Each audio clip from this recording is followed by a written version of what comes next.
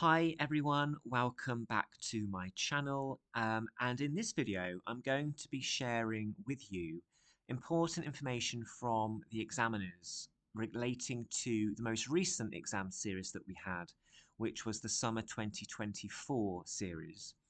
But obviously time passes. The information that I've got to give you in this video will hopefully benefit you for many exam series to come across future years. Okay, so this is for A-level Spec B with AQA. So what happens after an exam series is the examiners will mark your work and they will then write a report, and that report is then shared with all teachers that teach the spec to make sure that the standards are the same and are high across multiple colleges and schools. And it's that I am basing this video on, because I think it's really important that you know how work is assessed and what examiners are looking for. And the more information I can give you about that, the better, because you almost become an examiner yourself if you are told enough, I suppose, about what the examiner has in mind for you and your studies. So in this video, I'm very much interested in talking about what the examiners have said about Summer 24 exams. But also as well giving you some information about a range of different topics, one of them being how to begin Section A essays, which for extract-based questions will require you to write an overview. This is nothing new. I've been telling my students this now for years, but it interestingly did come up in the examiner feedback recently. So across the country, let's say, some students are still not starting their Section A essays as well as they could do. So those are the main two things, but there's also going to be lots of information as well about other issues as well. Just to remind you that last year I uploaded this video. This is what the thumbnail looks like. And in that video, I give you 15 top tips from an examiner, i.e. me, relating to this specification, A-level English Lit B. And I think that video was well received. And I do think some of the tips in that video surprised some people because perhaps they had been told differently. But I've been an examiner now for AQA for coming up to 7 years, and I've also been teaching this specification for 10. So I've got a lot of experience with this specification. I'm not suggesting everything I say, I'm not suggesting I know everything about this spec, but that is a lot of time to be working with this specification and religiously going to all the training that AQA offers. And because I spend a few weeks in the summer marking scripts, you know, that kind of repetitive work really does prepare me to give you some insight into what examiners are looking for Lit B. So that might be a video that you watch, which will expand a little bit more on some of these top tips. There's 15 in that video, so I recommend that video to you. So there are 3 golden rules for Lit B, and you know, these are almost like the holy grail of my lessons. Students, if they're going to do well with A-level Literature B, first need to know the text very well. I'll come back to that a bit later. The questions that the examiners will set for you will be very specific. They will be written in a way to give you a sharp focus. These are not texts or questions even, which will require you to list everything you know about the texts. They're not open-ended like that. These are very almost concise, very focused questions on what it is you're actually going to be talking about. And that's because they want you as a student to have a sharp focus. So they give you a sharp question so you can have a sharp, precise response. And one of the tips that I gave in that video I just showed you was to always answer the question. Don't dance around the question, answer the question. Keep your writing on course. The third thing is, because literature, at least Spec B, is concerned with genre, so for example comedy, tragedy, crime writing or political and social protest, it means that it's always a good idea as well to be able to connect your text with that genre, particularly for the, and not exclusively though, but particularly for the extract-based questions, the Section A's. you want to make sure that you demonstrate not just knowledge of the text, but you also demonstrate knowledge of the genre from which it comes from. That could be, for example, making reference to tragic or comedic elements or aspects, and the elements and aspects of crime writing and also political and social protest. So you're not just studying the text, you're also showing how that text fits into a wider genre. So those are the three most important rules that students need to appreciate right from the very get go of the course. This is essentially the steps or the rules for success. This is a quote directly from one of the examiner reports that your teacher might have access to, actually. And it's about the importance of answering the question. This is nothing new with Lit B. So, in the 10 years that this spec has been taught now, the holy grail is the golden rule, as I always say. Students must answer the question that they have been given. And it's okay to have a very specific focus. I think sometimes students think they need to maybe say more than they have to, but actually you're talking about the task set. And this is a direct quote from one of the examiner reports. The first sentence that students write should hit the question head on. The focus should then remain sharp with every comment related to the question or relevant to the question. The last sentence should also be on task. So I think that's very simple. It's you have to answer the question. So, for example, if you are asked about the comedic element of reconciliation for the comedy paper, or the social and political aspect or element of um, of power, or I don't know, injustice, then that is exactly what you're talking about. You're not dancing around. You're talking about injustice if that is what the question is asking you to do. So that's a good tip there, really. Maybe using topic sentences as they're known to reuse the key word in the question at the beginning of every one of your paragraphs. So you can show the examiner that you are on task and you have that sharp focus. You don't need to dress up your answer with lots of context or a biography of the writer or critics or theory. It's unnecessary. You just need to talk about the question that you've been asked to talk about, which is included obviously in the question. So please remain sharply focused on the task at hand. Something else that the examiner has said linked to that is that some students were writing far too much, and I found this as well in the summer.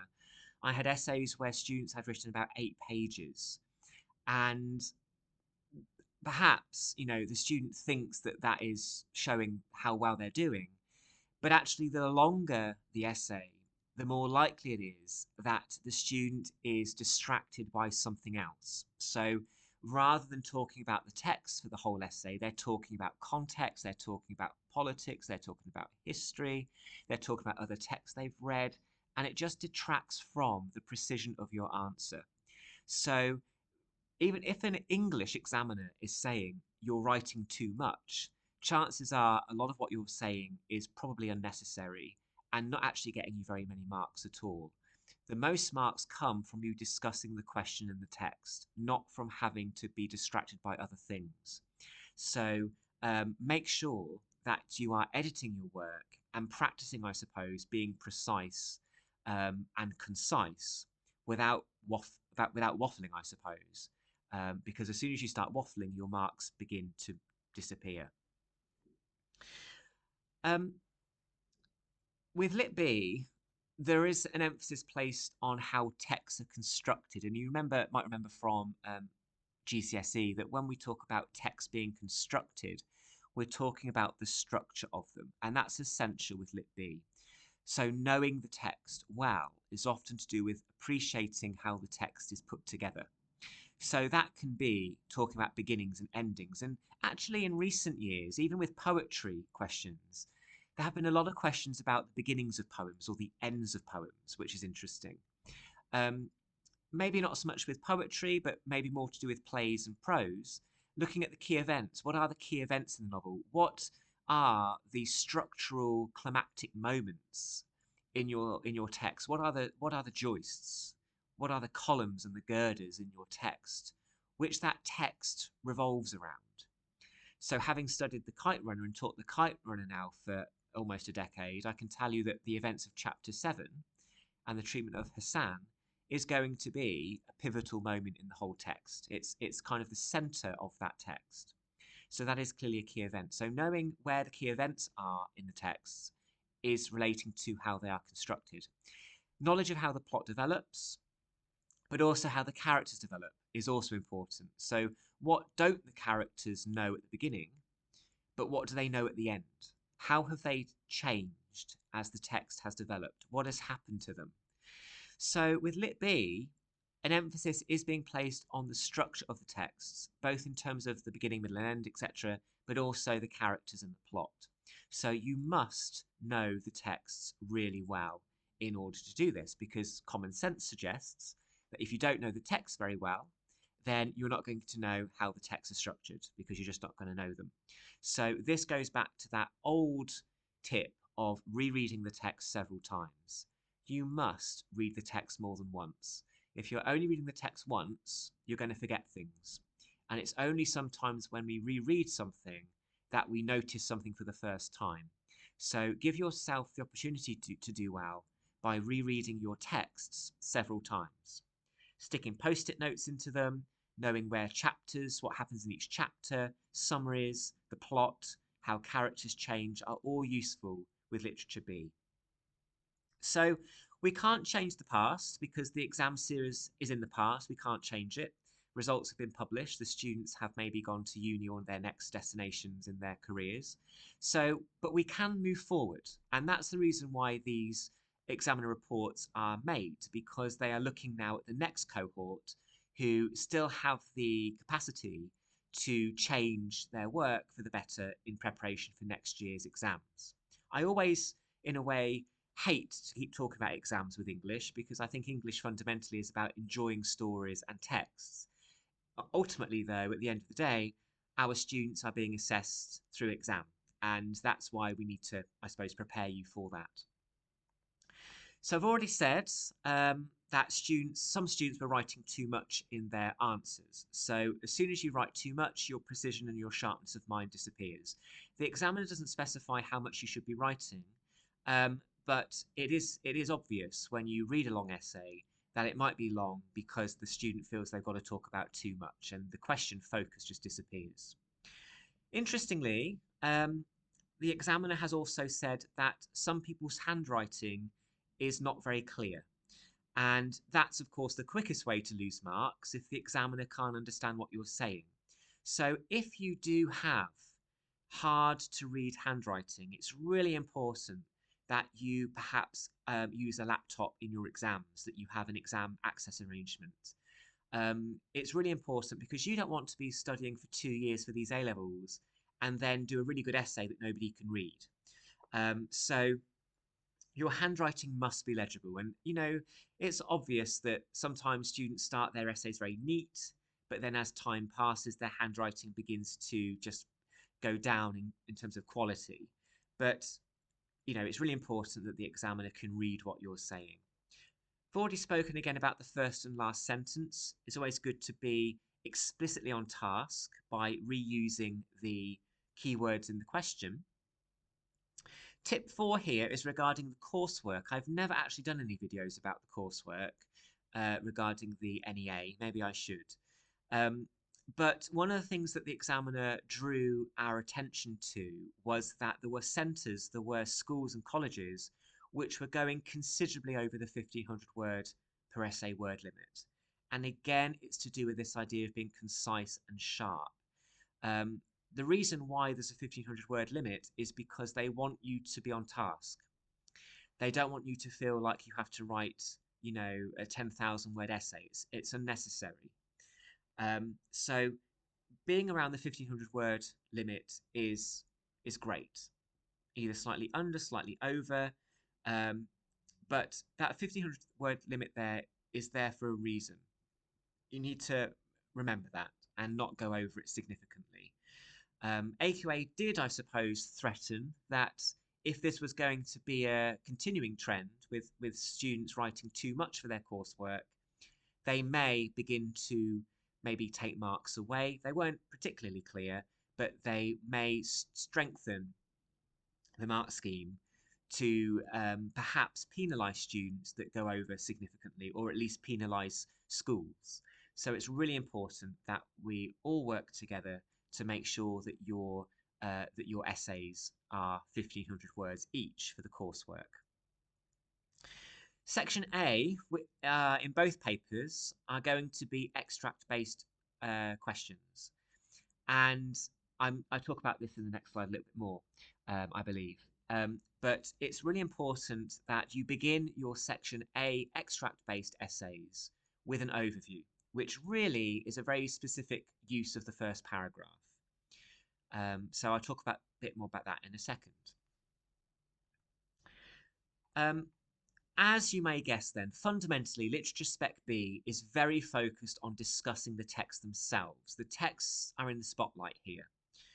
And I've copied this from one of the examiner reports, but also training that AQA did recently.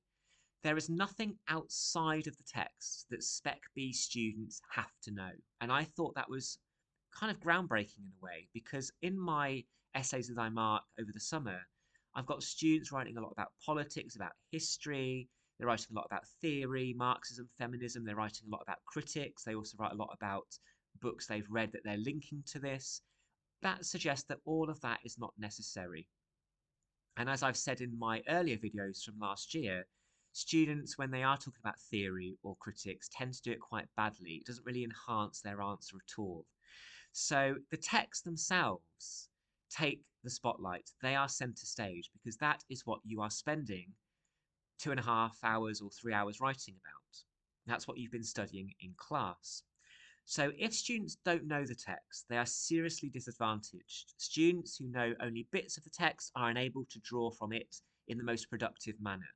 Those students inevitably find it difficult to write in a thorough, assured, or perceptive way. And those three adjectives, thorough, assured, or perceptive, are all band 4 or band 5 adjectives used in the mark scheme.